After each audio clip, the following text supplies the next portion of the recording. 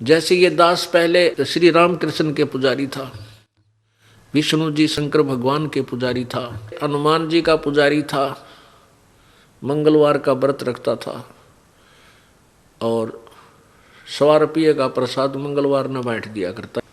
तो कोई भी घर में जैसे लाभ होता था तो भगवान राम कृष्ण विष्णु शिव जी या बाबा श्याम जी हनुमान जी को क्रेडिट देते थे, इन्होंने हमारे ये लाभ दिया। अब जब हमें तत्व ज्ञान प्राप्त हुआ तो पता चला कि ये कुछ भी नहीं दे सकते। ब्रह्मा विष्णु महेश राम कृष्ण और हनुमान जी श्याम जी आदि जो भी ये देव हैं, ये हमें कुछ नहीं परिवर्तन कर सकते, केवल हमारा किया हुआ कर्म ही दे सकते। वो कौन सा कर्म? पूर्व जन्म का, और इसके अंदर वो कोई परिवर्तन नहीं कर सकते। प्रारब्ध में जो लिखा है वही दे सकते, इससे अतिरिक्त वो कुछ परिवर्तन नहीं कर सकते। केवल एक परमेश्वर है पूर्ण ब्रह्म, जो हमारे भाग्य में भी परिवर्तन कर देता है। अब हमें पता चल गया, इसलिए हम उस लोक वेद के आधार से भटक नहीं सकते। अब आपको दिखाते हैं कि परमात्मा कैसा है, साकार है व निराकार है। कबीर परमेश्वर जब आए थे, अपनी महिमा, अपनी वाणी, अपना तत्वज्ञान स्वयं ही लोकोक्तियों के माध्यम से, दोहों के माध्यम से, कविताओं के माध्यम से स्वयं ही आवाज लगा लगा कर सुनाया करते थे और उस ज्ञान को लिपिबद्ध कर लिया, लिख लिया। वो पांचवा वेद है, वो सूक्ष्म वेद है, वो सच्चिदानंद घन की वाणी है। उसके अंदर ओवरऑल कंप्लीट स्पिरिचुअल नॉलेज है, उसके अंदर कंप्लीट ज्ञान है, धार्मिक आध्यात्मिक ज्ञान है, जो वेदों और गीता जी में भी नहीं है। उससे आगे का ज्ञान है, वो तो है ही है, उससे आगे का और ज्ञान है जो वेदों और गीता में नहीं है। जैसे पवित्र गीता जी अध्याय नंबर 4 के श्लोक नंबर 34 में कहा है कि जो अध्याय नंबर 4 के श्लोक 32 में जिस सच्चिदानंद घन की वाणी अर्थात सूक्ष्म वेद के विषय में कहा गया है कि उसमें बहुत विस्तार से भिन्न भिन्न प्रकार के यज्ञ लिखे हुए हैं। तो उस तत्व ज्ञान को, उस सच्चिदानंद घन की वाणी को तू किसी तत्वदर्शी संतों के पास जाकर समझ, उनको दंडवत प्रणाम कर, कपट छोड़कर अपने समस्या का समाधान करवा, प्रसन्न कर, फिर वह तत्वदर्शी संत तुझे उस परम तत्व का ज्ञान कराएंगे। इसे सिद्ध है कि गीता ज्ञान से भिन्न कोई और ज्ञान है। अन्यथा गीता जी का ज्ञान तो गीता ज्ञान दाता भगवान बता ही रहा था। उसने कहा है कि उस परमेश्वर की वाणी में, सच्चिदानंद घन की वाणी में, उनके मुख से उच्चरित वाणी में ये ज्ञान बहुत ही विस्तार से लिखा हुआ है। बहुत सी यज्ञों के बारे में, यज्ञ माने धार्मिक अनुष्ठानों के विषय में लिखा हुआ है। उस ज्ञान को तू तत्वदर्शी संतों के पास जाकर समझ। इसे सिद्ध है कि गीता जी का ज्ञान कंप्लीट नहीं है, संपूर्ण नहीं है, लेकिन गलत नहीं है। जैसे एक 8वीं कक्षा तक का सिलेबस होता है, वो गलत नहीं है।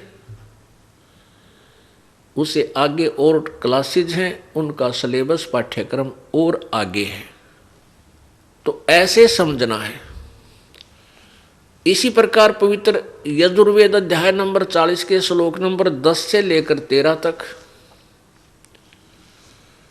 इसमें स्पष्ट किया है कि उस परमात्मा के विषय में कोई तो निराकार कहता है, जन्म लेने वाला, कोई न उत्पन्न लेने वाला, होने वाला। उसके विषय में वास्तविक ज्ञान तो तत्वदर्शी संत ही सुनाएंगे, उनसे सुनो। तो इसे सिद्ध हुआ कि पवित्र वेदों का ज्ञान भी कंप्लीट नहीं है। इनकम्प्लीट है लेकिन रॉन्ग नहीं है, अधूरा है लेकिन गलत नहीं कह सकते।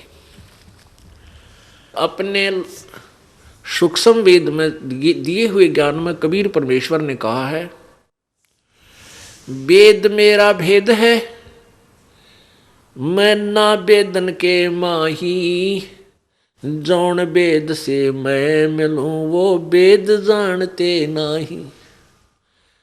ये चारों वेद, ऋग्वेद, यजुर्वेद, सामवेद और अथर्ववेद, ये चारों वेद मेरी ही महिमा सुना रहे हैं, लेकिन इन चारों वेदों में वर्णित विधि से मेरी प्राप्ति नहीं हो सकती,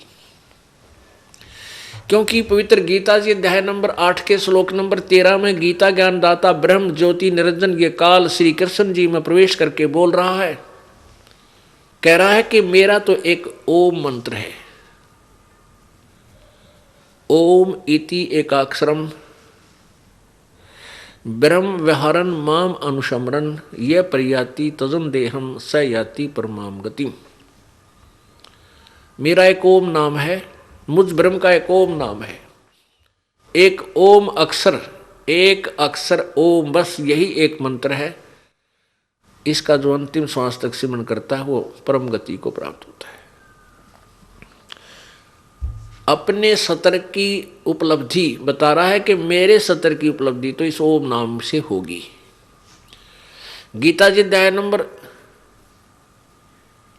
8 के श्लोक नंबर 5 और 7 में गीता ज्ञान दाता कहता है, अर्जुन तो मेरी भक्ति कर, मुझ में मन वाला हो, मुझे ही प्राप्त होगा, और युद्ध भी कर।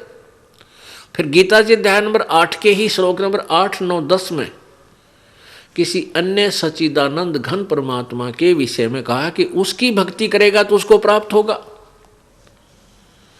वो सच्चिदानंद घन यानी परम अक्षर ब्रह्म परम जो पुरुष वो कौन है? गीता जी अध्याय नंबर 7 के श्लोक नंबर 29 में गीता ज्ञान दाता ने कहा कि अर्जुन, जिस व्यक्ति को तत्ब्रह्म के विषय में जानकारी होगी और संपूर्ण अध्यात्म ज्ञान के विषय में जो समझ लेगा तत्वदर्शी संतों से ज्ञान समझकर, उसके पश्चात वो व्यक्ति केवल जरा मरण से छूटने का ही प्रयत्न करते हैं। जरा माने बुढ़ापा, मरण माने मृत्यु। पुण्यात्माओं, इस मनुष्य शरीर के सबसे बड़े 2 दुश्मन हैं, एक तो बुढ़ापा और एक या मृत्यु। और ये दोनों कंपलसरी, ये दोनों दुख त्यार धरे अपने सबके साथ होंगे। लेकिन तत्व ज्ञान के आधार से ये पता चल जाता है कि एक ऐसा स्थान है जहाँ जाने के बाद फिर ये जन्म मृत्यु कभी नहीं होती, और वहाँ ऐसा ही आपका वहाँ पर ऐसा ही निवास होगा। एक बार वहाँ आपका जन्म होगा, उसके बाद मृत्यु कभी नहीं होगी और ना बुढ़ापा आएगा। तो वो व्यक्ति केवल जरा मरण से छूटने का ही प्रयत्न करते हैं, इस काल के लोक की किसी वस्तु की इच्छा नहीं करते।